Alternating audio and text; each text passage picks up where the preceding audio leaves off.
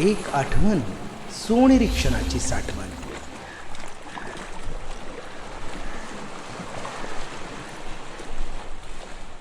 तर मी आता एक चांगल्या कलाकाराकडे तुम्हाला वळवतो. मी त्यांचा आधीच इंट्रोड्यूस केलेलं. तो कलाकार नाही, तो खरंच जिवंत कलाकार आहे.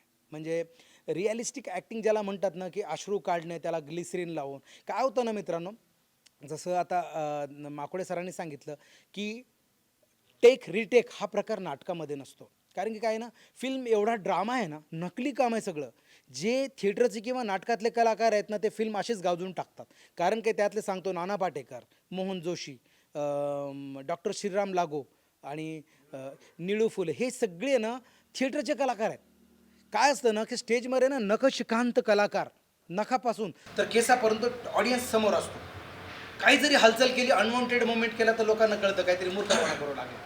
फिल्ममध्ये आहे ना, त्यांनी सांगितलं की तुमचा मिड शॉट चालू आहे, तुम्ही बोला, 4 वेळा बोला, चुकलात का परत एकदा बोला. नाटकामध्ये एक बार निकल गया डायलॉग, वो निकल गया, फिर फंबल हो, कुछ भी हो, बोल दिया बोल दिया.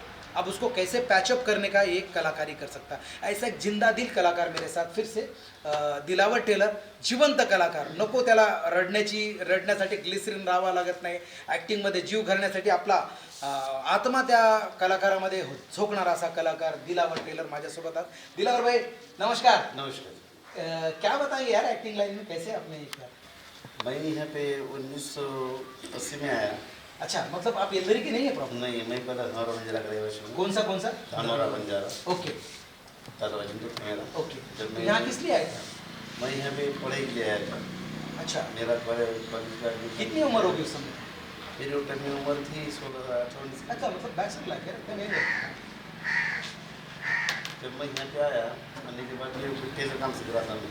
अच्छा, टेलरिंग करो. हमारे उस्ताद नंदू टेलर, नंदू टेलर, हाँ, अच्छा जो इसमें औरंगाबाद में। अच्छा. फिर वहाँ से वो सुपान वाले कपड़े लाते थे औरंगाबाद से ला के और सीधे थे फिर और सारे दिन उनको कपड़े दिखते थे। फिर उस सुपान वाले ने मुझे कहा कि भाई ऊपर नाटक में तो काम नहीं करता थी, सिनेमा चुपड़ा अच्छा दिखा काम करता है नाटक में। मना था एक मेरा काम एक गाँव के तरफ मेरा एक लीडर रोल किया था मैंने, इच्छा माझी पूरी कराई नाटक में। अच्छा, दादा कौन? दादा उनके का। फिर उसके अंदर फिर मैं यहाँ आने के बाद उन्होंने मेरे को स्वामी निमित्त मंदिर ऊपरी करने लगता, जो हम तो लगे ना वे बताए, उसमें लीडिंग रोल किया मैंने। उन्होंने मुझको बुलाने के बाद मुझे रोल दिए, फिर उन्होंने एक्टिंग भी सिखाई मेरे को, और इतना बढ़िया नाटक हुआ कि बहुत बढ़िया हुआ। फिर उसके बाद में फिर सब में एक हेलो में चेयरमैन होगा। फिर उसके बाद में कृषि ओड़ोरी हो रहा है, जिसमें जो होली मेरी बहन था। वो वाला कौन सा नाटक था जिसमें धार से पूरी बॉडी को आप फेंक देते हो? कुछ कृषि ओड़ोरी हो रहा है। क्या रोल था वो, क्या मतलब क्या? मैंने एक शेतकरी था। हाँ. और मेरी शेतकरी एक बहन थी शांता बोल की, जो जिसने रोल किया जो लेनी। अच्छा, और खलनायक था उसके अंदर नंदरोजी माकोड़ी। क्या बात है. हाँ. हाँ, और मैं उसका भाई था, लेकिन सीरियस रोल था मेरे पास में। तो जो शौकर बोल के एक भगवान माकोड़ी थे, भगवान माकोड़, हाँ हाँ. और कॉमेडी कलाकार एक उमा कापुरे और भोगे था। अच्छा, विश्वनाथ भोगे। ओके. बड़े टॉप पे नाटक चले हमारी में। अच्छा, जिसमें टॉप पे लेजेंडरी कलाकार सारे तुम्हारे साथ. हमारे विरोध लैंबा, हाँ, माकोड़े वगैरह. उनके कंपटीशन में ठड़ोरी चौन नाट्य में अत्याचार। अच्छा, उन्होंने वंदना शेळके बोल के कलाकार डांस वो किस लिए बुलाया वंदना शेळके को? उन्होंने डांस के लिए बुलाए थे। अच्छा, मतलब थोड़ा सा कुछ तो चेंज होना हाँ, चाहिए. चेंज होना। और हमारे तो पीछे वाले था, हाँ तब वो टीवी वगैरह कुछ नहीं थे, हाँ, टेलीविजन और में. जो पहली जो एकता थी वो आज नहीं है। हाँ, आज नहीं. जो आज इनको देखा सबको तो ऐसा लग रहा वो कि जमाने जैसे में. वर्षे धरना भी लेके लहानपणी देखा देवा, हाँ हाँ हाँ. ऐसा फिर से वो मोड़ पे आ गए। और सब लेके एक बार देखने से दिल हम्बल हो बहुत जाता. हमर मिल गया। और सब में ज़्यादा जो आपने एपिसोड रखा, ऐसा लगा कि किसी ने तो भी याद किया और एक जगह ला लिया और सबकी मुलाकात हो गई। क्या है ना, कलाकार को अपना अवार्ड मिलना चाहिए यार. क्या है, उस जमाने में किसी ने अप्रिशिएट किया तो. इतके बीमार होते ते, म्हणजे व्हेंटिलेटरवर होते जवळजवळ 15 दिवस. श्वासोश्वास कृत्रिम श्वासोश्वासावर होते. कधीची गोष्ट आहे. आता 1-1.5 महिन्याच्या अगोदर वाचलेत ते. Thank God. अभी मुंडे काका बीच में बोले कि उनका वॉइस ठीक से नहीं आया होगा, लेकिन दिलावर भाई आज जो बात कर रहे हैं ना, ये मेरा नसीब है कि आज वो मेरे साथ है. क्योंकि आज से 1 महीना पहले वेंटिलेटर पे थे बंदा.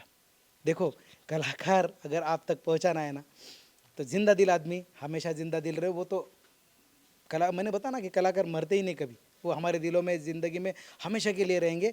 वेंटिलेटर का आदमी। और आज मैं पूछा हूँ, मैंने मधुकर काळे बोला कि मैं इंसुलेशन लेके आया हूँ। बाबू भाई वो फ़ोन पे मैं बात कर रहा हूँ तो फील कर रहा हूँ कि यार पहले जैसी आवाज़ नहीं आ रही। हाँ यार सोन तबीयत ख़राब है। मैं बोला कि यार अब मैं जस्ट कलावन तक का कर रहा हूँ, मैं आ रहा हूँ सोन, मैं कुछ भी हो जाए मैं आ रहा हूँ। और ऐसे ही दिलावर भाई का वेंटिलेटर पे बैठा हुआ आदमी। और अभी मैं जब पूछ रहा ना तो बोला कि रास्ते में मुझे मिले और बोला कि मैं एक छोटी सी टेस्ट मेरी बाकी है, उतनी टेस्ट मैं करता हूँ, आगे पहुँचो मैं आ रहा हूँ। देखो कितना बड़ा मतलब आपसे मिलने की जद्दोजहद उनको यहाँ तक खींच के लाई। दिलावर भाई आगे आपकी एक्टिंग का जो दौर शुरू हुआ, फिर आपने वो कौन सी फिल्म कौन से नाटक से आपका मतलब आखिरी वाला नाटक कौन सा है आपका? मेरा आखिरी नाटक था कर्दन काल, कर्दन काळ, गणेश हिरलेकर लिखित। गणेश हिरलेकर क्या का। बात है। और जो तुमने बताया एक्टिंग, जो मैं गिरने वाला रोल। गिरने वाली एक्टिंग, हाँ। वो वाड़ती भावराया में थी। अच्छा मुझे ये पूछना था कि ये अब आप प्रैक्टिस में भी गिरते थे ऐसे जोर से कि एक बार डायरेक्ट वहीं गिर गए? नहीं नहीं, वो एक सुपर्णा जी ने बताए थे, हाँ। जब तू स्टैंड रहेगा हाँ। तो एकदम ऐसा धीरे धीरे लटक जाना, दोनों हाथ निकाल कर नीचे रख देना, हाँ। जैसा कि सूर्य नमस्कार निकालते थे अपन ने, उस टाइप उन्होंने बताया। आज बेचारे वो स्वर्गवासी हो गए, भगवान उनके आत्मा को चिर शांति दो।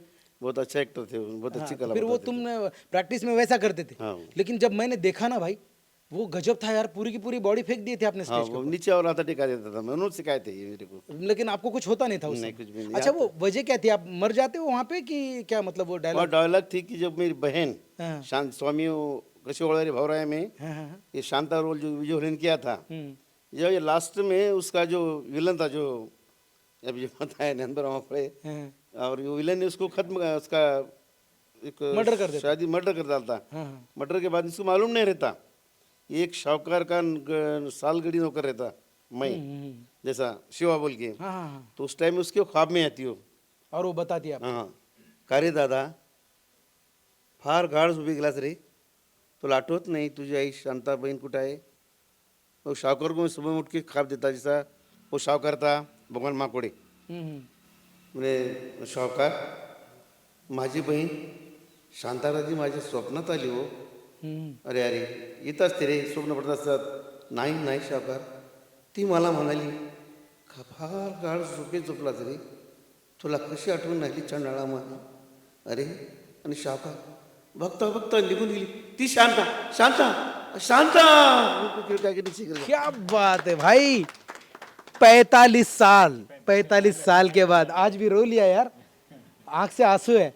ये भाई आत्मा ही चाहिए कलाकार के अंदर की। ये जिंदा दिल एक्टर है, मैंने बताया ना कि भाई वो आज इतने लेजेंडरी कलाकार है, लेकिन उस ज़माने का पूरा मतलब एक अच्छा सा पूरा डायलॉग उन्होंने आज के आपके सामने प्रेजेंट किया। बहुत अच्छे कलाकार, थैंक यू सो मच दिलदार भाई। आपको मिलके और आपके अंदर का कलाकार आज भी आ रहा है, जिंदा दिल, ऐसे ही आप 1000 साल जिंदा रहेंगे सर। मेरे को एक बचपन की डायलॉग याद आई थी, जैसा कि एक क्षण, एक आठवण सोनेरी क्षणाची। ऐसा एक मैंने बचपन में एक मन सुना था कि मैं एक हेयर सलून कटिंग करने गया था, तो उसने दोनों की बातें चढ़ी थी, तो बता रहा था वे माणसाची खरी ओळख स्टेजवर होते, माणसाची खरी ओळख स्टेजवर होते।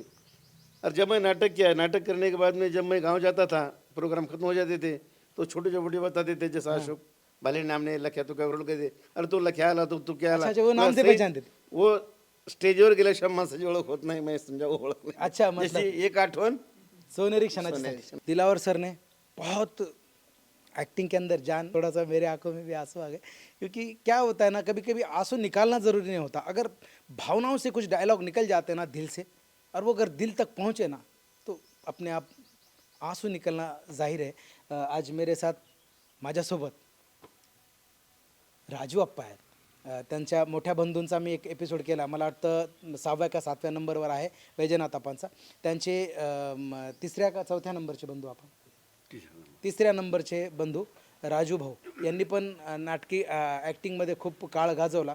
तुमच्या ॲक्टिंगचा काही प्रवास सांगा ना थोडा। 1972ला नागरी साहेब, मी सदाशिव मुत्यालो नागन, आबासाहेब माकोडे, मधुकर माकोडे, आबासाहेब माकोडे कोण? हां, कंडक्टर आबासाहेब माकोडे, आम्ही क्लासमेट होतो. बरं बरं बरं। त्यावेळेस बुवाचा कावा नाटक बसलो. कोणतं? बुवाचा कावा. अरे बापरे, म्हणजे आता माझा जन्मच नव्हता झाला तेव्हा। हां, त्यावेळेस सदाशिव बुवा होता हां हां आणि त्याच्या मागं गावची माणसं लागली होती. त्यांनी एक बाई पटली होती. अच्छा. तर बाईचा रोल होता प्रभू महारुद्र भवानकर. भवानकर म्हणजे त्या भवानकरचा भाऊ. अच्छा. आणि मेन भूमिकेमध्ये नागरे साहेब होते. कशाचा रोल? नागरे साहेब कोणते? आता 2 नागरे आहेत. कुठले नागरे? नाही, कुंडलिक राव. अच्छा. गंगाधर नागरे म्हणजे आमदार. कुंडलिक नागरे, स्वर्गवासी कुंडलिक नागरे. बघा कधी ते स्टेजवर यांच्यासोबत शेअर केलेलं स्टेज त्यांनी. एक ही चांगली बातमी मला कळाली म्हणजे. आणि नावाजलेलं माणूस कुंडलिक नागरे साहेब त्यांच्यासोबत यांनी स्टेज शेअर केला. आणि त्या तुमचे काही क्लासमेट होते का ते? हो सोबत शिकले तुम्ही? हो. अच्छा. मग तुमचा काय रोल होता त्यामध्ये? तर साधारण रोल होता. थोडीशी इंटरव्ह्यू माझ्यामध्ये. हम्म. पण त्या नाटकामध्ये एवढा इंटरेस्ट एक आला ज्यावेळेस आबासाहेब माकोडे स्टेजवर येतात. हम्म. म्हणजे इंटरव्ह्यूच्या थोडा अगोदर हम्म. हम्म. आल्यानंतर त्या नागरे पण तिथं असते. तर आबासाहेब माकोडेला मिशा लावलेल्या होत्या. अच्छा. नकली मिशन. हां, तिथं काहीतरी चुकलं बोलण्यामध्ये. हम्म. आबासाहेबचं यांनी मिशी ओढून घेतली. अच्छा. नागरे साहेबांनी ती मिशी ओढून घेतली. थोडा गोंधळ झाला. आबासाहेब कडक होता. ते लगेच मारायला उठला त्याला. अच्छा म्हणजे डायरेक्ट ऑन स्टेज सगळं झालं सुरू. पडदा बंद झाला. हां. नाटक संपला तिथं. नाटकच संपलं. पहा म्हणजे क्या रियालिटी. नाटकच संपलं. तुम्हाला परत सांगतो, यामध्ये आमच्या नाटकातल्यामध्ये मी सदाशिव नागर पेंटर. दोघंच जण राहिले. बाकी सर्व नागरे साहेब स्वर्गवासी झाले, आबासाहेब स्वर्गवासी झाले, मधुकर माकोडे स्वर्गवासी झाले. अच्छा. मधुकर माकोडे म्हणजे अरुणचे वडील का? अरुण माकोडेचे वडील ते पण ऍक्टिंग करायचे? अरे बा मस्त. अनिल माकडे भाऊ. हो आलं लक्षात. आणि तो काळ कसा होता राजभाऊ? किंवा आम्ही शाळेत शिकायला होतो. नेमके मॅट्रिकचे परीक्षा झाले होते आमच्या. आपल्या त्या झेडपीच्या शाळेतच होता तुम्ही? हो. तुम्ही म्हणजे येलदरीला आला तेव्हा म्हणजे शाळा होती का येलदरीची? होते होते. तुमचं ॲडमिशन कधीचं त्या शाळेत? म्हणजे मला असं वाटतं की माझं ॲडमिशन मी पहिलीपासून तुम्ही येलदरीलाच नाही का? नाही, 6वी 7वीला आलो मी. येलदरीला. त्याच्या आधी मग कुठं होतं? बामणीला होतो. अच्छा बामणीला शिकायला होते. बामणीच गाव. बरं. Thank you so much. राजूभाऊनी खूप चांगला की विनोद सांगितला नाटकातला. म्हणजे कधी कधी काय होतं की काही इन्सिडेंट्स घडतो आणि नाटक कसं संपवायचं ते कुंडलिक नागरे साहेबांनी त्यांचं नाटक संपवलं. श्रीधर जायबा यांचा एक इंटरव्ह्यू तुम्ही मला वाटतं 19 किंवा 18वा एपिसोड असला पाहिजे. त्यांच्या घरी जाऊन मी आणि खूप मस्त माणूस हा. म्हणजे ही फॅमिली सगळी चांगली. मी त्या ताईला पण भेटलो सुनीता जायबा यांना. दुर्भाग्य याच्यात यांच्या घरातला एक खूप लेजेंडरी कलाकार संपला. ज्ञानोबा जायबा आहे. खूपच मस्त. माझ्या एकदम जीवापासला माणूस. आणि त्याच्याकडनं पण भरपूर काही मी शिकलो. आज आपण श्रीधर दादाला विचारूत की त्याच्या नाटकाचा प्रवास कसा राहिला. दादा कुठलं नाटक रे सुरुवातीचं तुझं? आपल्या येलदरीमध्ये नाटकाची फार हवा होती. आम्ही काही नाटकामध्ये काम करत नव्हतो. हां हां. ते नारायणचं हॉटेल होतं आपलं. डब्बे खेळत बसत आम्ही तिथं. कुठलं नारायण सेठ? डब्बे खेळत बसत नाही ती अशी डब्बी उडवायची. डबे उडायचे. असा बसला की 5, असा बसला की 10, असं काहीतरी होता. क्या बात. तिथं आमचा विठ्ठल म्हणजे आमचा पहिल्यापासून मित्र कोण? विठ्ठल चव्हाण. चव्हाण. अच्छा. मग आम्ही म्हणलं मग आज सगळेच नाटक बसवले, आपल्याला नाटक बसवायचं म्हणलं. मग आम्ही कोणी विचारलं नाही, काय नाही, काय 9 कलाकार घेतले. विठ्ठलला विलन केलं, मी हिरो झालो. ओम्या. कुठलं नाटक? कुठलं नाटक? ओम कापुरे, बंडू माकोडे, औंधा लगीन करायचं. क्या बात. मग आता म्हणजे तिला हे नाही, आपला विजू काम करीत नाही त्याच्यात. मग आम्ही ओरिजिनल लेडीज घेतली. रेखा देशमुख. रेखा देशमुख तुमच्या घराच्या बाजूला असायची? हां.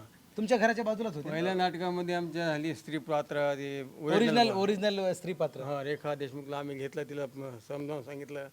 मग आमच्या त्याच सिनेमामध्ये त्याच नाटकामध्ये विलन विठ्ठल चव्हाण होते. विठ्ठल होता. हां हां.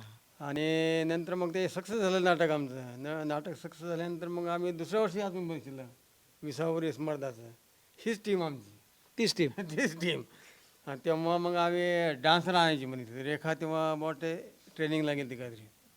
मग ते वंदना आणले पैसे आम्ही कलेक्शन करून. म्हणजे त्यांना किती पैसे द्यावे लागायचे? ते आम्ही विठ्ठल आम्ही पैसे जमा करून. पण तुम्ही तेव्हा जॉबला होते का? लागलेले का? नाही नाही. मग काय बापाच्या खिशातून पैसे चोरून आणायचे? बापाचं नाही, आता विठ्ठल असलं काय असलं. अच्छा. विठ्ठलराव विलन म्हणलं काय त्याला त्याच्या पुढे नाच डान्स होते मग विलन पैसे खर्च करेल. अच्छा विलन पैसे खर्च करेल म्हणजे जो जो असा करे आम्ही नौखे कलाकार होतो. आम्हाला याच्यात अनुभवी कलाकार कोणतेच नव्हते आमच्यासोबत. नौखे कलाकार सगळे पुन्हा दररोज आमचे हे व्हायचे काय तालीम व्हायची. ते तालिमीमध्ये आमचे भांडणं व्हायचे. लावा या नाटकाचा सोक्ष मोक्ष. अच्छा अच्छा म्हणजे आता आमचा शेवट पण चालला सोक्ष मोक्ष करायचा नाटकात झाला नकोच. अच्छा पण असं करून करून आम्ही 2 नाटक चांगली केले आणि ही बरं त्यावेळी एक काळ आला होता श्रीधर भैया, त्या एक काळ असा होता की त्या काळामध्ये खूपच नाटकं नाही का, तिवाळे साहेब तिकडनं काहीतरी वाघमारे साहेब, परत खिल्लारे साहेब, इकडं मार्केटला मधले नाटकं, परत सावंगीमध्ये नाटक. नाटक जास्त होऊ लागले म्हणून आम्ही नाटक केले आम्ही 2 अच्छा म्हणजे नाटक मी नाटक खळा करतो. नाटक म्हणजे हे करू शकतात तर आपण का करू शकतो. अच्छा करत नाही. आणि हा सगळा प्रकार तो एकदम तुझ्या घरासमोरच घडायचा. हो. ते तिथं ते नाटकं तिथंच व्हायची आणि नाटकाची प्रॅक्टिस प्रयोगशाळेमध्ये व्हायची. हा सगळा तिथंच झाल्यामुळं आणि मग ऑलरेडी तुझ्या घरात एक खूप दिग्गज कलाकार होता ज्ञानबा दादा. मग त्याच्याकडनं काही शिकला नाही का? ज्ञानोबा शिकण्यासारखं चांगलं होतं. ज्ञानोबा म्हणजे कसं सर्व याच्यामध्ये इंटरेस्टमध्ये होतं त्याला. ते व्हॉलीबॉल असू द्या, क्रिकेट असू द्या, तुमचा कॉमेंट्री असू द्या, सर्व अग्रेसर राहायचा आणि ते सपोर्ट बाहेर चांगला होता. तो घरी तरी भांडणं करायचं, बाहेरच्या लोकांना नंबर 1. नाही अरे बाप, मेरे दिल का जिगर का तुकडा है, तुमको नहीं पता. येल्लरीला कोणत्याही अडीअडचणीला समोर जाणारा माणूस होता तो. असं ते गेला. नाही नाही नाही मी तो त्याला तर मिस करतोय. ज्ञानबा दादा तुला खूप मिस करतोय. चांगला येल्लरीचा मित्रच होता आणि चांगल्या लोकांना चांगलेच कामं केले त्याने. हा तो उपोषणाला बसला बऱ्याचशा लोकांसाठी. मी उपोषणाला बसलेलं पण बघितलं. सगळं बसला. आमचे डॉक्टर मुंडे साहेब म्हणजे आमचे फॅमिली डॉक्टर. हा काही दुखलं की आम्ही जाऊन इंजेक्शन घ्यायचं, डायरीवर लिहून टाका. डायरीवर लिहून आमचे पैसे देऊन टाकायचे. बाबा पैसे देऊन टाकायचे. खूपच मस्त. आणि तो काळ नाटकाचा आणि आम्ही नाटकाचं नाव ठेवलं चित्र विचित्र नाट्य मंडळ. म्हणजे आमचे असं सगळे चित्र विचित्र होते ना सगळे. सगळे विचित्र लोक होते. नाही त्यावेळेस म्हणजे अहो सुचायचं भरपूर ना. आखरी टच दिला आपल्याला सोपानवर, आखरी टच. नाही तर आम्ही आमचंच दिग्दर्शक, आम्हीच आमचे कलाकार. टच मात्र आखरी मग ते सोपानवर घेतला आम्ही की बुवा दादा कसं झालं बघा तुम्ही. दादा म्हणजे बेस्ट आहे बुवा. मला की नाही एका नाटकामध्ये कुणाच्या तरी मला असं वाटतं की तेव्हा खूप क्रेज आला होता नाटकाचा. इकडं खिल्लारे साहेब नाटक करायचे, तिकडं वाघमारे साहेब, परत इकडं हे. आणि मला पहिल्यांदा ब्रेक देणारा कोणी असेल स्टेजवर, म्हणजे आता सगळेच बोलतात ना की मी पण कलाकार आहे राव, असं नाही आहे. तर मला सगळ्यात पहिल्यांदा ब्रेक देणारा कलाकार म्हणजे ज्यांनी माझ्यामध्ये कला बघितली, माणिकराव चव्हाण. काय होतं ना, प्रयोगशाळेमध्ये मी बाबूदादासोबत, बाबू भैयासोबत गेलेलो नाटक बघायला. तर मी एकदा काहीतरी कार्यक्रम होता तिथं, शाळेकडनं कार्यक्रम होता. तर मी खूप सुंदर नाचलो होतो एका नाटकात. मला काही नाटक वगैरे काही नव्हतं, पण नाचलो होतो. त्या याच्यामध्ये पाहिलं तर माझी खूप चर्चा झाली. आणि मी एवढ्या पब्लिकसोबत समोर 1000-1500 पब्लिक बसलेली आणि मी नाचलो आणि मी एवढं स्टेज डेअरिंग एवढ्या लहान पोराला, एवढा बारीक दिसायचो, हाईट कमी असल्यामुळे. आत्ताच कमी हाईट आहे, त्यावेळेला आणखी कमी होतो. तर ते पाहिलं कारामुंगे साहेबांनी, कारामुंगे सर, त्यांनी मला खटकन कडेवर घेतलं आणि मला 50ची नोट दिली. ती 50ची नोट, 50 रुपये माझा बाप हप्ताभर कमवत नव्हता. 50ची नोट मी बाबांना घरी नेऊन दाखवली. मला 50 रुपये कारामुंगे साहेबांनी, कॅम्प ऑफिसरने, एवढ्या मोठ्या साहेबांनी दिलं. सगळी चर्चा गावात, सगळी गावात चर्चा की कारामुंगे साहेबांनी डायरेक्ट कडेवर घेतलं आणि त्याला पैसे दिले. असं काही झालं. म्हणून मग आता मी यांच्यासोबत प्रॅक्टिसला जायला लागलो. तेव्हा त्यांचं जस्ट नाटक झालं होतं माणिकराव चव्हाणचं, ते कुठलं तरी हा हो असं काहीतरी नाटक होतं. पारद्याची पोर, फटाकडी होतं ना, फटाकडी. त्यामध्ये काहीतरी तो हा हो वाला रोल होता. एवढा धाड दिप्पाड माणूस, 6.5 फुटाचा माणूस स्टेजवर काहीतरी असं ॲक्टिंग करतो ना. मी म्हटलं यार कुछ तो है. तर मग काय होतं ना की मी ॲक्टिंग, तर माझ्यासाठी काही रोल नसायचे त्या नाटकामध्ये. तर मग काय म्हणायचे की ती अंकामध्ये मधला जो ब्रेक असायचा, 1 अंक 2 अंक, तर काहीतरी एक एंटरटेन म्हणून एक डान्स ठेवूयात. तर मग माझ्या खांद्यावर हात ठेवला, तो डान्स करशील. मी एकदम असा पाहिलं नाही का, एकदम टावरला बघितल्यासारखं. त्यांना पाहिलं, म्हणे कर म्हणे. मग मी पहिला डान्स केलेला पग घुंगरू बांध मीरा नाची, ती अमिताभ बच्चन यांचं नमक हलालचं गाणं. मग मी तो ड्रेस वगैरे शिवला. तर लगे डान्स झालं की ते मला घेऊन फिरायचे. मग मला खूप मोठापणा वाटायचा. मी आता ह्या गोष्टी बोललेलो नाही आहे. तारक बघत असाल तुम्ही, तारक मेहता का उलटा चष्मा, भाभीजी घर पे आहे, परत विठू माऊली, लापतागंज, या सगळ्या सिरियलला मी ॲज अ क्रिएटिव्ह हेडमध्ये, असिस्टंट क्रिएटिव्ह हेडमध्ये मी काम केलेलं. म्हणजे काय होतं की मी पडद्यावर तर नाही आलो, पण पडद्याच्या मागं असिस्टंट क्रिएटिव्ह म्हणून बरंचसं काम करायचं. काय होतं की सिनेमा झाल्यानंतर पोस्ट प्रोडक्शन नावाचा एक प्रकार असतो. म्हणजे प्रोडक्शन नंतर पोस्ट प्रोडक्शन, त्यात कलर ग्रेडिंग असतं, डबिंग असतं, साऊंड असतं, एडिटिंग नावाचा एक प्रकार असतो, शॉर्ट्सला परफेक्ट सगळे कॅमेरे लावणं, हा सगळा प्रकार मी तिथं करायचो. मी जस्ट लॉकडाऊनच्या आधी ते सगळं काय सोडून मी परत माझ्या औरंगाबादला परतलो. तर ही ॲक्टिंगचा किडा मी बंद नाही केला. तर मग तिथून आल्यानंतर मला असं वाटलं की मी ज्यांना बघून घडलो ना यार, काहीतरी केलं पाहिजे, म्हणून ह्या एक आठवणची निर्मिती तिथून सुरू झाली. आज माझ्यासोबत श्रीधर दादा, दादा मुनी ज्याला आपण म्हणतो नाटकाचे, असे मुंडे अंकल आज आमच्यासोबत आहेत. तर मी अपेक्षा करतो की हा एक आठवणचा एपिसोड तुम्हा सगळ्यांना खूप आवडला असावा. कारण की काय ना, एवढ्या कलाकारांना घेऊन बसणं किंवा येणं आणि यांना एकत्र आणणं, हे डायमंड आहेत, हो सगळे हिरे आहेत. या हिऱ्यांना एका ठिकाणी आणून एक ताज में उनको सेट करना नामुमकिन सा काम था मेरे लिए. बाबू भाई को मैं औरंगाबाद से लेके आया, अपने अभिमन्यु सर को परभनी से रिक्वेस्ट पे बुलाया, इंस्टेंट बुलाया मैंने, इंस्टेंट, और मेरे एक फ़ोन पे वो तुरंत आ गए. दिलीप बनकर नहीं आ पाया, मेरा दोस्त समझ नहीं आ पाया, पता नहीं अब वो लोग बिज़ी हैं या फिर किसी काम में हैं. तो उम्मीद करता हूँ दोस्तों कि ये एपिसोड आपको अच्छा लगा होगा.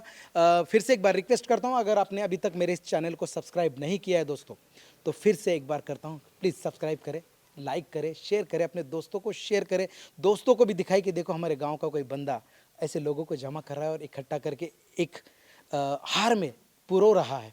तो मुझे भी अच्छा लगेगा दोस्तों. और एक आखिरी उम्मीद कि यार ये एपिसोड इतने आसानी से नहीं चलते दोस्त, क्यों ना, मुझे आर्थिक सहायता की ज़रूरत है. अगर आप चाहते हो ना कि मैं इल्दरी के ऐसे लोग जमा करता रहूं, तो थोड़ी सी आर्थिक हेल्प मुझे करे यार. तो दोस्तों मुझे थोड़ा से भर भर के हेल्प करे. हर आदमी अगर एक बूंद सा भी हेल्प करेगा ना, तो हो सकता है आगे के और 50 एपिसोड बहुत अच्छे से हो जाएंगे.